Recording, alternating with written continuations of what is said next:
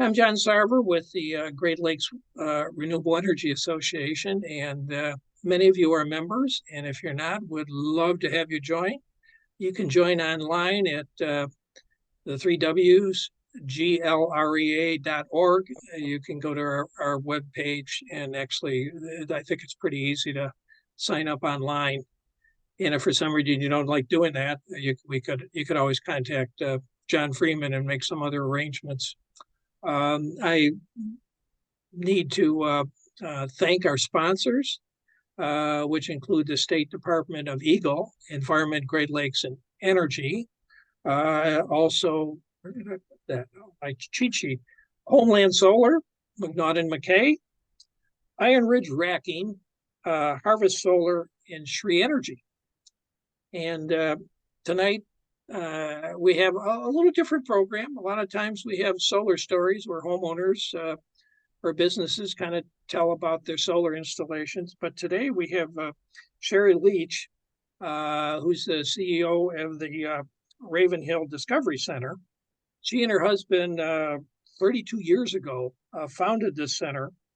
And the mission is to connect science, history, and art. But since 2012, she's been adding solar exhibits to the educational center. And so we're pleased to have Cheri come here to kind of tell us what she's been up to. And with that, turn it over to Cheri. Thank you. Very glad to have you, to be here with you. I'm going to give you a little bit of background about Ravenhill first, just because I think things will make more sense. Ravenhill was founded in 1991, and we opened the doors in May of 1992 with a mission of connecting science, history, art. So if you come to Ravenhill, which we invite you all to do, we have a hands-on room with light, sound, motion, magnets, music, earth science, life science, about anything you can imagine, lots of art. And it entertains anyone from 1 to 90. There are low benches with musical instruments and marble rolls for the little kids. There are lots of displays on the wall for the olders that don't want to do anything with their hands. But we have old-fashioned games like Skittles and Carom. We have a kaleidoscope you can climb inside. We have a generator bike where you can ride the bike and make lights come on and the flasher go around. We have another generator exhibit, bike exhibit, that has and this one's going to be, it's not going to be around very long because it has 4 incandescent lights, 4 fluorescent lights, and 4 LED lights. So you ride the bicycle and the lights come on, but it's getting harder and harder to get the incandescents and the fluorescents. And plus it has to be 12 volt, like boats and RVs for this exhibit. But the interesting thing is that when the kids ride the bike enough to make one of the old-fashioned incandescent lights come on, that takes the same amount of energy as 4 fluorescent lights. And if they ride the bike hard enough to make one of the fluorescent lights come on, that takes the same amount of energy as 4 LEDs. So basically, if you do the math, 1 incandescent is the same amount of electricity energy input as 16 LEDs, which is why we're going to LEDs. But at any rate, so we have some of those kinds of exhibits inside. We are also an orphanage for animals that people buy at pet stores and don't want anymore. So we have snakes and lizards and turtles that the kids can pet and hold and things like that. We also have a periodic room, we have a natural history room, but outside we have 175 acres. And over the years, we've added different things. We have an outdoor music garden with giant instruments. We have a Jurassic Park walk, which is really the geologic history of the Earth from the time the solar system formed through modern man. We have a one-room schoolhouse that kids can go in and actually be the teacher and play school. We have a tree house. It's built in the shape of a maple leaf, and the stem is a barrier-free ramp. So everybody can go in, and it has marble rolls and voice pipes and periscopes. We have an ancient world And because you guys are into energy, I have to tell you that one of the exhibits in our ancient world, we have a pyramid, we have a sphinx, we have a Roman arch, we have an Easter Island head, but we have an obelisk, like the Washington Monument, which functions as a sundial, but it also is a calendar. It's 10 foot tall, and after it went up, we spent a whole year staking the tip of the shadow every hour on the 21st of each month. And then we made bricks in the ground that we used the little garden stamps, and it says June 21st, 4 p.m. or August 31st or August 21st. It's always on the 21st, August 21st at 8 a.m. That forms, and if any of you are really interested, I can send pictures because we have drone pictures. If you look at those bricks, which are connected by a little cement sidewalk, it forms an hourglass shape, because in the summer, the sun is in the north, and there's an arc that forms to the south. When you get to the equinox in September, the equinox is a straight line, and then the sun moves to the south and the arc is to the north. When you get to December, it doesn't keep getting longer, the shadows start getting shorter again. So the arc that is November is also the arc for January. The arc for August and April are the same, and the March and September are both the straight lines for the equinox. So anyway, it's pretty cool because you can triangulate the date and the time using that obelisk when you go out to the ancient world. But in 2012, we decided to add a big solar exhibit with the hope that at some point it could be a weekend getaway or an artist in residence kind of building. It is totally off the grid. It hasn't gotten to the point of being able to stay there overnight yet, although if you wanted to go out in nature and use the bathroom, you could.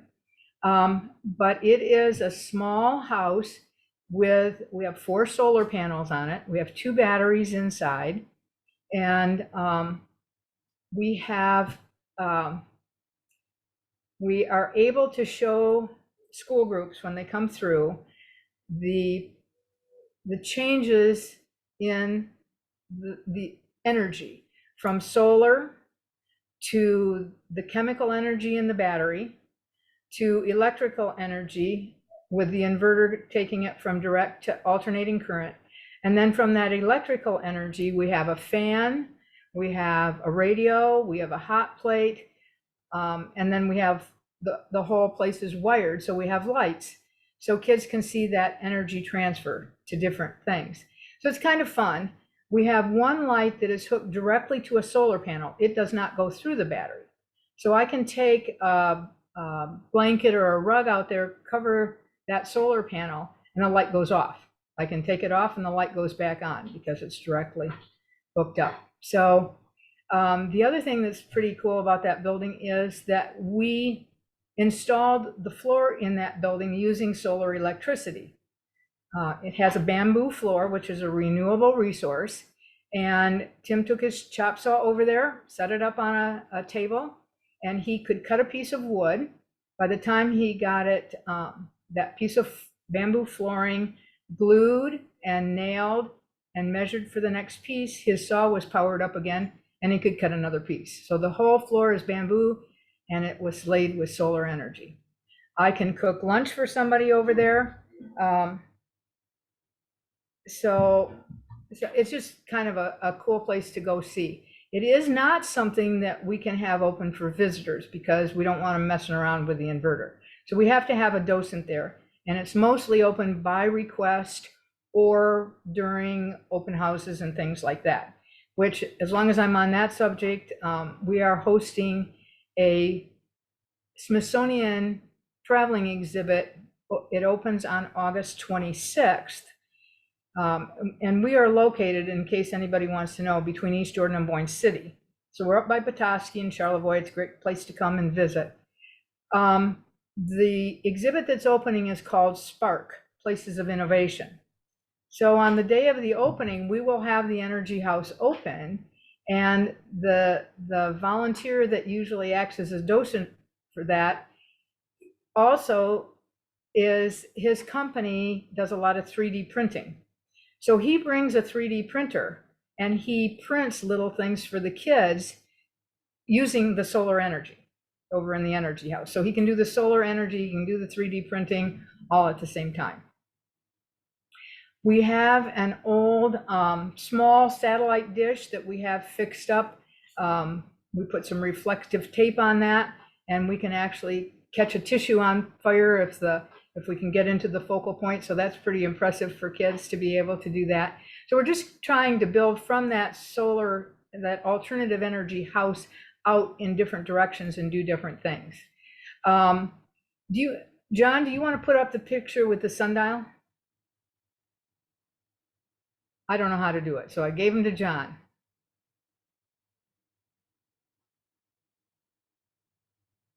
Okay, so you can see the sundial in the foreground, and you'll notice there's two different numbers for each one. One is daylight savings time and one is Eastern Standard Time. So it works all year round, and that's kind of fun. This was done by a group of young people, and there's different kinds of granite for the pie shapes in the center.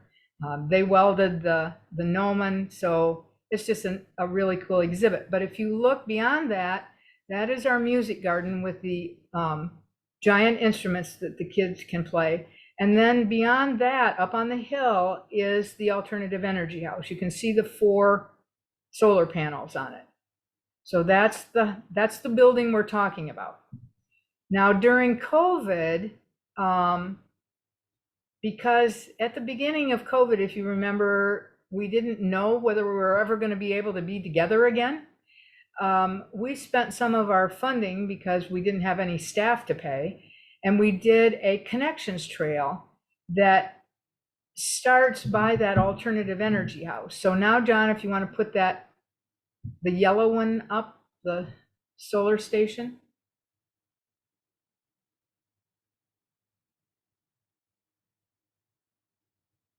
Okay, so this is our solar power station.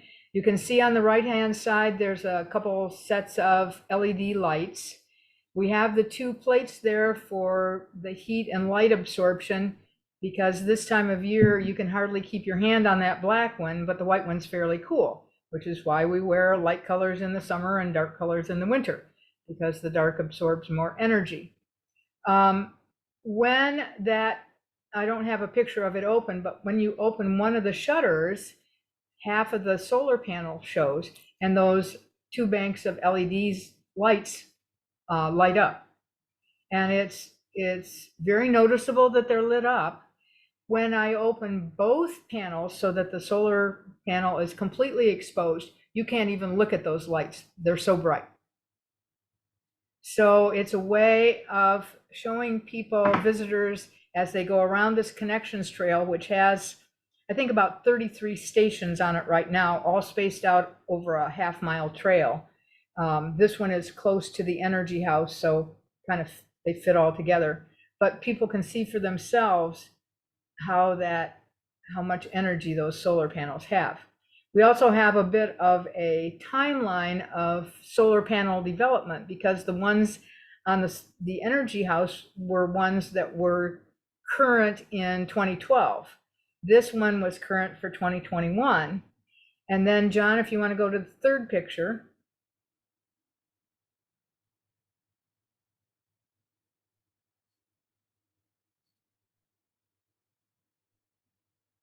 This is spur of the moment. I didn't do pictures. I don't know how to do pictures.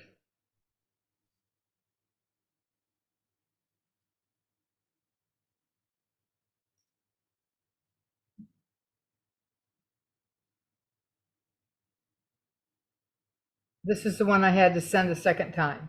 Yeah, I'm gonna, oh, wait a minute. Is that it?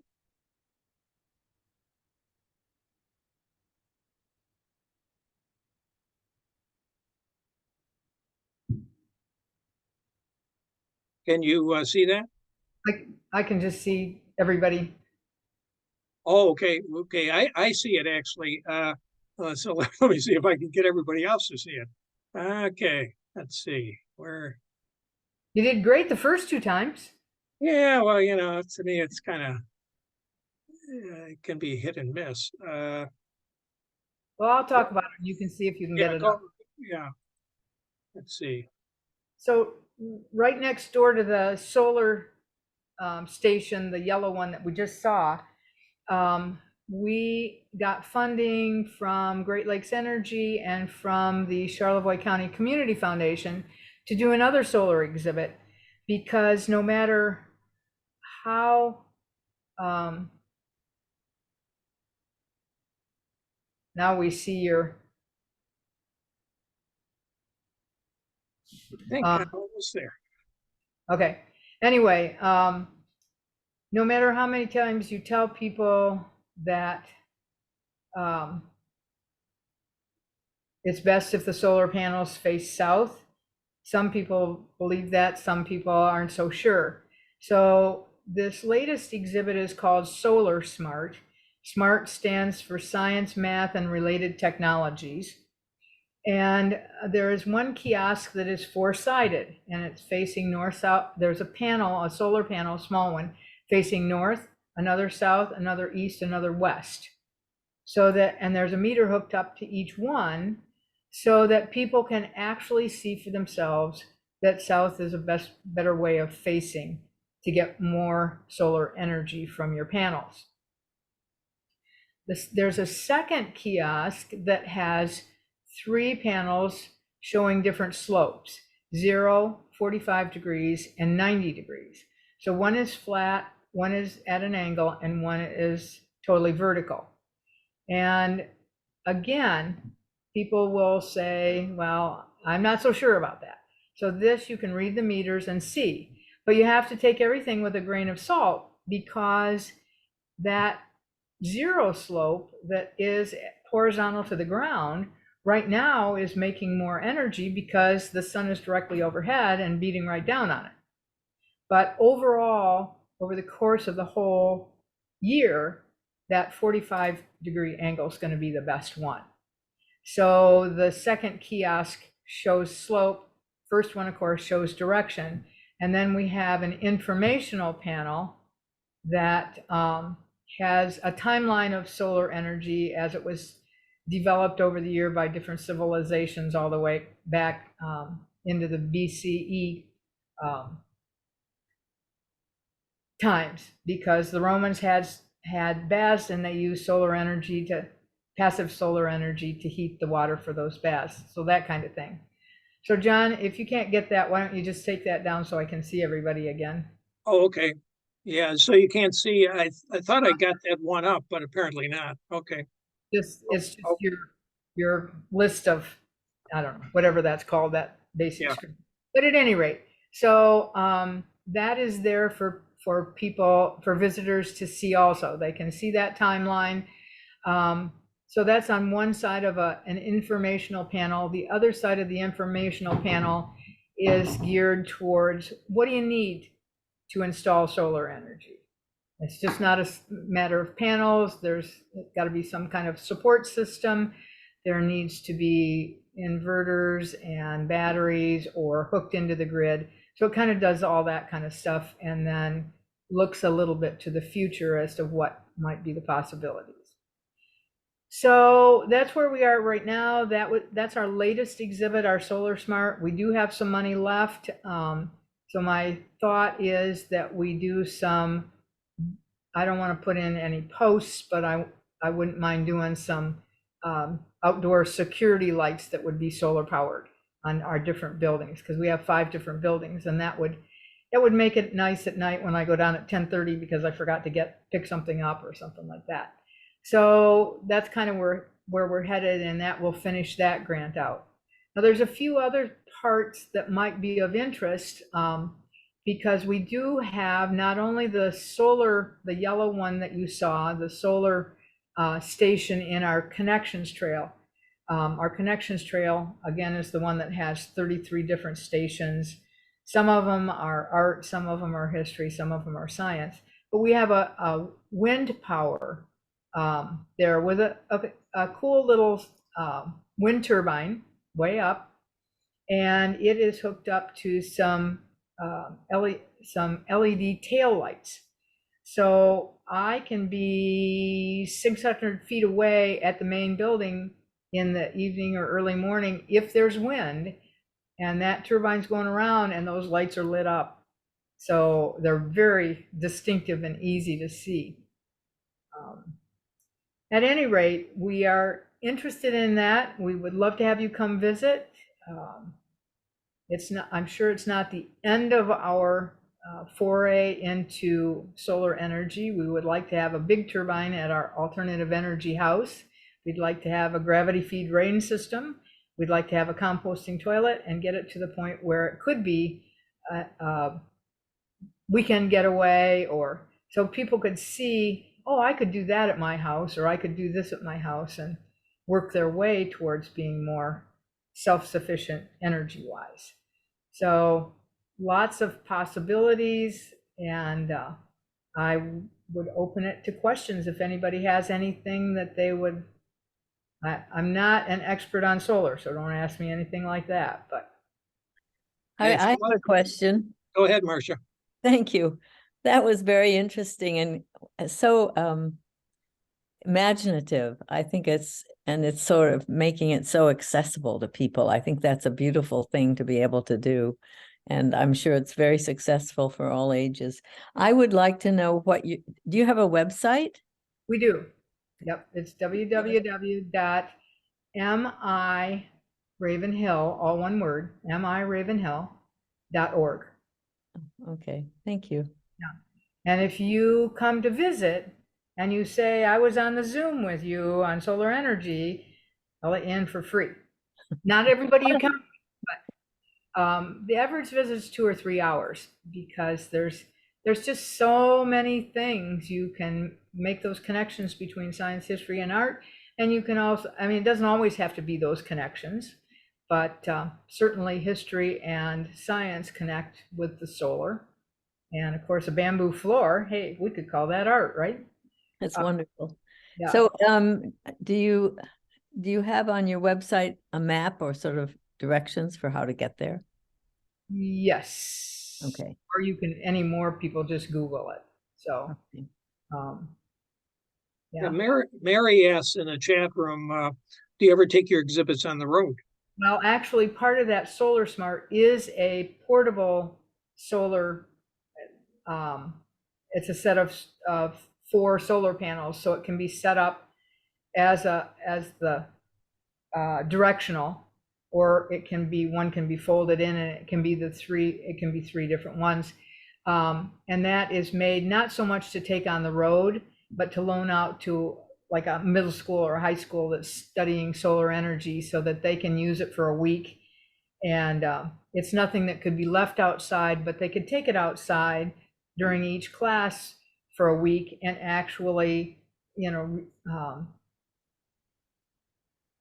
collect some data on the energy input that there is. So it's just one that's used for camping, but we do have that capability. I do take some things on the road, but not the solar energy so much, because it's a little bit harder to do. But if you wanted to have me come with Checkers the corn snake and Spike the bearded dragon and Toby the box turtle, I'm all for that. Do you, what's a typical question you get either from a young child, a high schooler, or even an adult? Do you have any kind of typical questions that come up?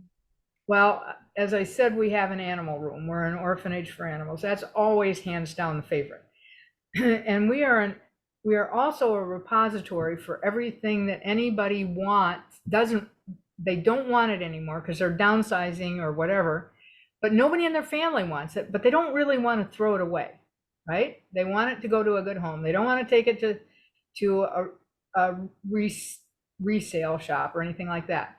So in our animal room, we have a hammerhead shark. It's hanging on the wall. Oh. All right. So this question comes up all the time. And I'm talking about adults and children. They walk in that room and they'll say, is that real? All right. Now, I'm a former teacher. So is that real? Yes, it's real. Everybody can see it. It's real. What's the alternative to real? In your imagination.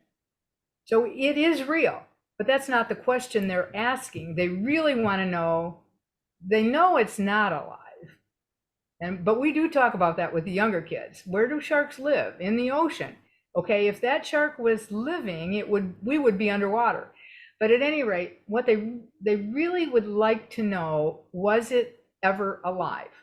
So we work from, yes, it's real, but what you really want to know is, was it once alive? And yes, it was alive, but the only thing in that shark that we have that's from the actual living shark is the teeth. Because the skin, if they tried to preserve it, would be too fishy smelling, and nobody would want to come in the room on a humid day like today was. Okay, so they make a mold of the fish. They put the real teeth in, they put glass eyes in. Now anymore, you can't keep them. It's catch and release anymore. So this is a really old one. And one of the interesting things about it, this was given to us shortly after we opened. And for a long time, we didn't have a place to hang it on the wall. Before we had the animal room that we do now. It sat on top of a display case in the main hands-on room. And we had a summer camp group come at one point, and one of the counselors said, did you buy that at a garage sale?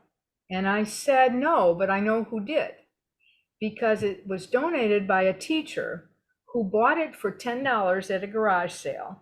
And then he went into the school over the weekend and hung it in his friend's classroom. So when Paul came in on Monday, he opened his door and this shark is staring him in the face. Well, it kicked around over in Boyne City at the elementary school. And then when we opened Raven Hill, it came to live with us. This young man that was a counselor at this summer camp, it was his dad that caught the shark originally. It almost pulled him off the boat. The crew had to tie him in his chair so he could land it. He landed it. He got it taxidermied. That cost him $1,200.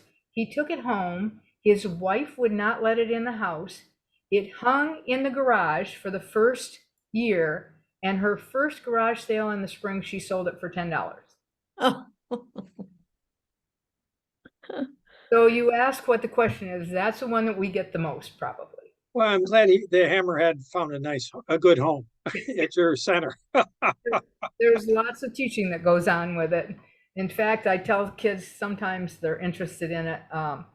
If they're really interested, we've had actually 3 shark attacks in the room. Oh, Shark. One was when we were trying to put it up, and it was on a chain. So I'm at the head end and I'm pushing up above my head like this. And all of a sudden I feel something dripping on my head. And it's because one of the teeth had gone under my fingernail. Okay, so that's the first shark attack. The second shark attack was, we used to have a reticulated python that was 20 foot long. It was too big for kids to hold, but Tim would get it out and he would stand up in front and talk about it while it was kind of moving around. Well, he wasn't paying a lot of attention. One time it went up and it wrapped around the small part right in front of the tail, wrapped around and jerked and broke a link on the chain. So my shirt keeps getting caught on my chair. So it broke the chain, the shark fell, Tim caught it on one end, and one of our summer staff caught it on the other end. So that was the second and third shark attack. go ahead, John. John's got a question for you. Yeah. Yeah, I have a question, but it's not nearly as much fun as John's was. I'm thinking a little bit more practically, and I'm wondering what kind of metering do you use on your solar displays? I'm curious about both what what's the technology? And the other is, what information are you displaying for people to see? We have, now if I say this wrong, I apologize, but we have, I think, what's called a voltmeter. I don't know, we have a little yellow thing inside the alternative energy house. So we can turn that on and they can see something moving. All right. The yellow So one, that's a mechanical meter? yeah, it's one.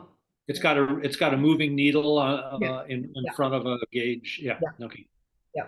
Like you'd use to test something, right? Yeah. Okay. Okay. So the yellow one with the solar panel where you can open up the shutters has no metering at all. It just goes straight to the lights. And I suppose you can measure how much lighting there is on those.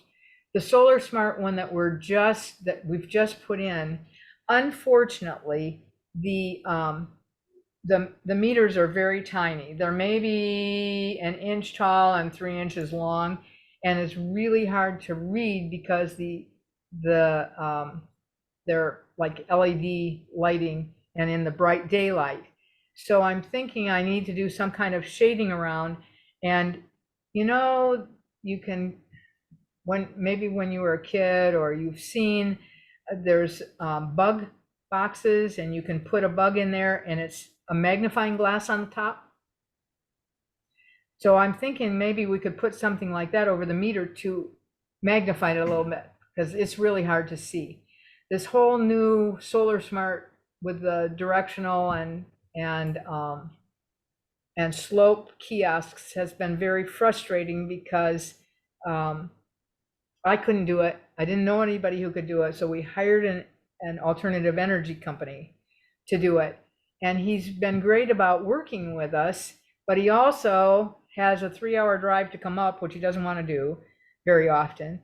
And he gets up here and something's broken out of the box or he's forgotten a piece, so it's been a long time in coming, and it's pretty much together now, other than I have to figure out some way to magnify these little meters. And do I know what, I mean, there's, you can see the readings on there, but, and I think it's voltage, but I don't know that. So anyway, but there's something to read and compare. I just need to make it easier to read.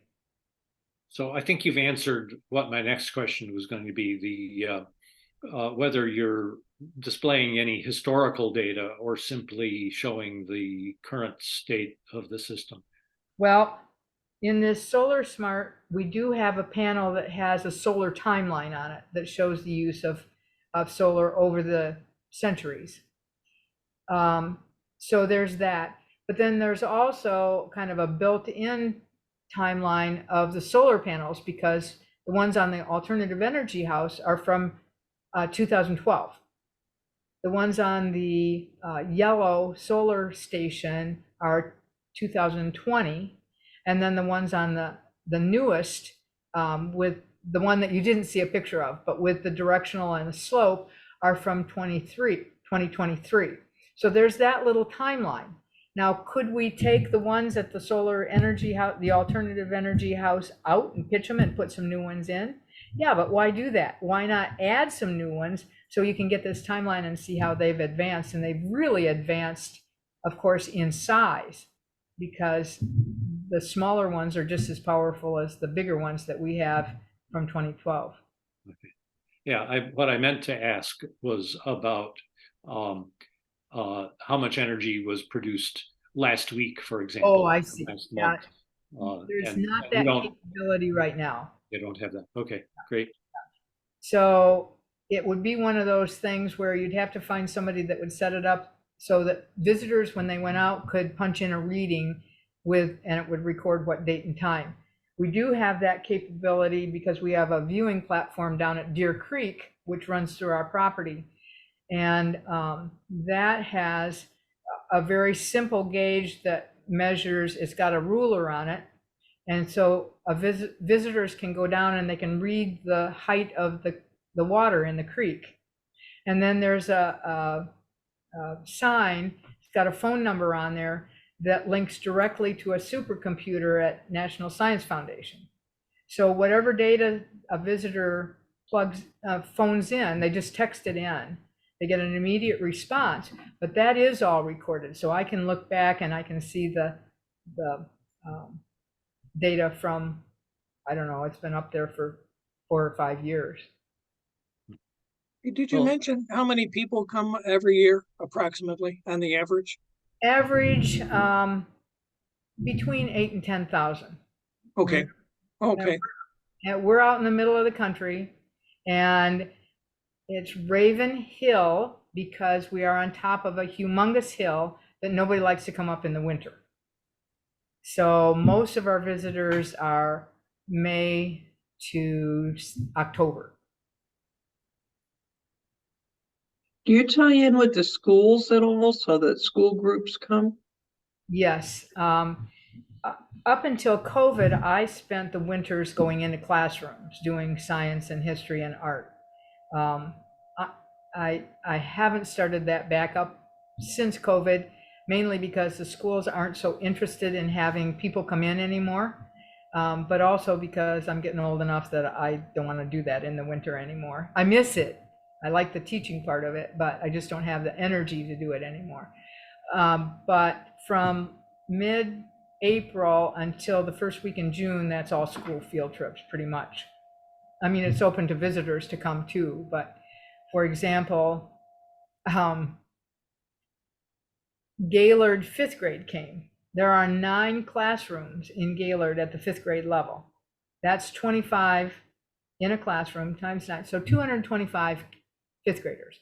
Now, they did not come all on one day, thank heavens.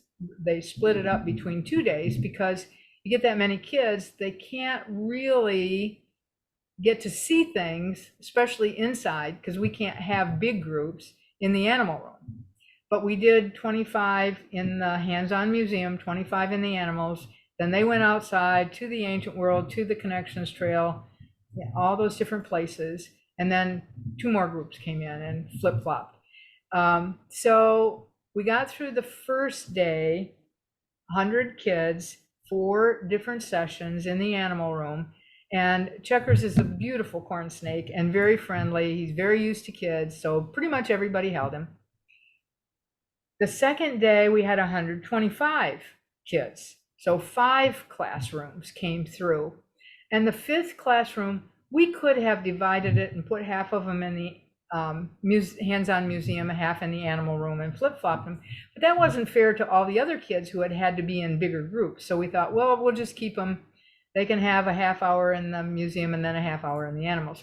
So last session, last group, and I'm taking Checkers around to all the kids to hold them, get to the last 3 kids, and he goes to the bathroom on all 3 of them.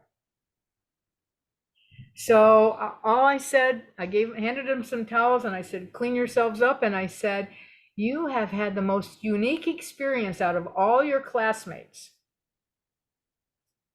to be blessed. So anyway, we have a lot of fun. Cheri, do you use a lot of volunteers, and also do you have like a board or an advisory group that kind of helps you on some of the technical issues? How do you make that work? We are a nonprofit, a 501c3, so we have to have a board of directors. So they help a lot, and then we have a very good group of volunteers who help in their own areas of expertise. So we have, for example, one volunteer, he's from the Great Lakes Fishery Division. So he helps with a lot of our pond and water thing. We have another one that is a pharmacist, but he's very interested in the history of technology. And so, and one of the buildings I didn't talk about is our Evolving Technology building, which is a timeline of technology from modern all the way back to the Stone Age. You say technology to a child, a middle schooler or high schooler even, they'll say robots and drones and iPads and iPhones, and then they can't think of any other technology. So our display is the technology of cooking and cleaning and laundry and sewing and toys and games and tools and communications from modern all the way back to the Stone Age. So That would be interesting to expose kids to that history, because I think you're right.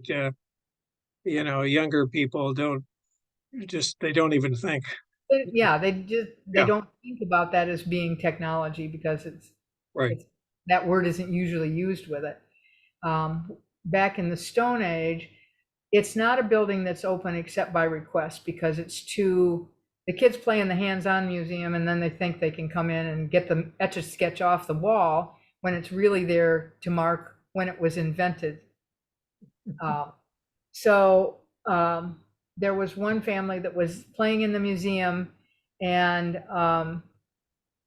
it was 3 generations, and the kids were middle school to high school age. So I asked them if they would like to go see the Evolving Technology building. So I took them out, got all the way back to the Stone Age, and one of the communications on the Stone Age was smoke signals. But I had been looking for an artist to do kind of a scene, a diorama. All I had was a computer printout from the internet that was this caveman kind of with a fire and hide. And so I was saying that I needed an artist to make a little diorama to illustrate that. Well, the grandfather was Chinese. And he said, well, you will want to have some wolf droppings, some wolf dungs.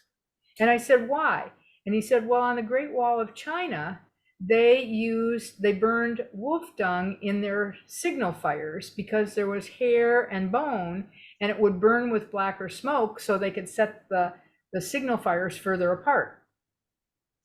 So that was kind of interesting. And there is what you can get what's called repliscat. So it's the droppings of different animals. So now I have some wolf dung out there and I can add that to my little presentation. But on the other side with the daily, because all the communications is on one side, all the other daily life stuff is on the other. The other side in the ancient world, we have a ceramic bread oven, which is just kind of like a beehive. Because the first bread ovens, that's what they were, and they would pile like buffalo chips around them, which burns with white smoke, so you can bake your bread. So here we have in the ancient world the technology of dung. There's also a wheel. Wheel is technology. Yes, it is. That was invented. That was pretty important.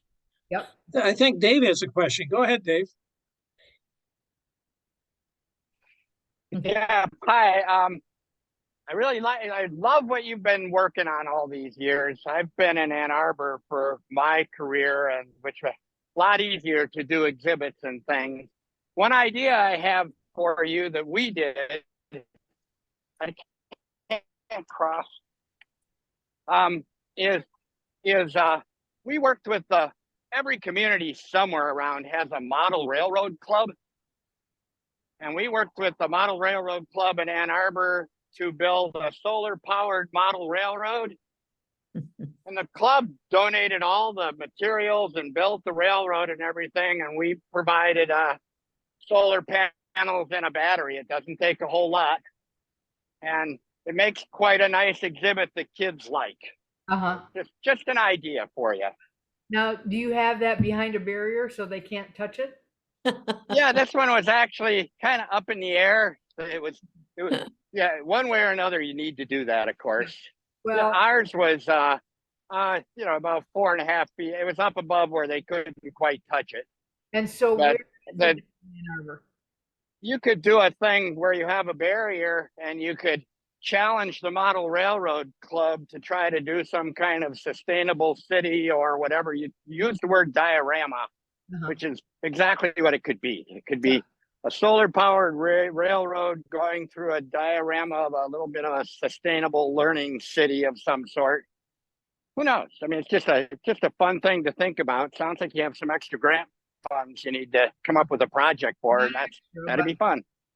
So Dave, may I ask you where it is in Ann Arbor? Is it still in Ann Arbor? It's not there anymore. I built that oh my gosh, in 1985, maybe at the Leslie Science Center. Oh, okay. Yep. Well, Dave has been involved with solar cookers, and I wonder, Cheri, if you've ever used solar cooking as kind of a way to exhibit. I know Dave was the kind of were you making applesauce at the Leslie Yeah, Science? it was the same kind of deal, only not, I mean, it was a real concentrating solar cooker that was about 3 feet in diameter. But I could use that and aim it at the sun, and I could cook apples and make applesauce we would do it on Earth Day at the Science Center. And up until somebody said something, we were able to cook that and give people samples and everything. And then one day the health department came along and told us we couldn't do it anymore. Uh-oh. We have Yeah, well, ho hum. We did it for lots of years, and it was really fun. yeah. Yeah, we have done a little bit different along the same lines, but we challenged some of our middle school kids to actually build a solar cooker. Oh, okay. Some directions, and they build one, just a temporary one. And then the goal is to cook a hot dog. Now the hot dogs have been pre-cooked, so we don't have to worry about anybody eating raw hot dogs. But the goal is for them to get them to at least a warm kind of temperature. And they love just kind of sitting around and trying to see how they can angle it and get the most heat from the sun for those. But we also have it was an old window frame with a window in it, and we put a back on it, a wooden back, and we painted that black. So it had the glass in front and the black paint inside, which of course really heats up. And we had a hole at the top and a hole at the bottom. And so the kids could put a thermometer there and measure the temperature as the air was going in. And of course it heats up and warm air rises. So you take the temperature at the bottom and at the top, and it's always cooler at the bottom, warmer at the top. So that was always, that's something that we pull out when you have to have the right age to understand it and be able to do it. But they find that quite fascinating. Let's see, anything else for Cheri? This has been really fun and interesting. Well, I encourage you to come because, I mean, you can go on the website and you can see some pictures. And if you go under facilities, you can find pictures of all the different buildings and things like that. But to see it in person is a whole different thing. And it's not just for one age. So if you bring your whole family, they're all going to have a good time. I guarantee it. And you are in a nice part of the state for visiting other things too. So I can see how somebody might come up to and include your center in their kind of trip. Yeah. Yep. So you can come to the center. If you come between August 26th and October 7th, you can see the Smithsonian exhibit, and you can enjoy the color tours up here and the Apple Fest in Charlevoix, all sorts of things. Make a real trip of it. Well, does anybody have a last question before we kind of break? Okay, well, Cheri, gee, thank you very much. This has been, like I said, very interesting and a lot of fun. And we really appreciate you taking the time. So thanks again. And No everybody who attended, thanks for coming, and hope to see you next Thursday. Thanks. Thank Bye-bye. you very much. Good.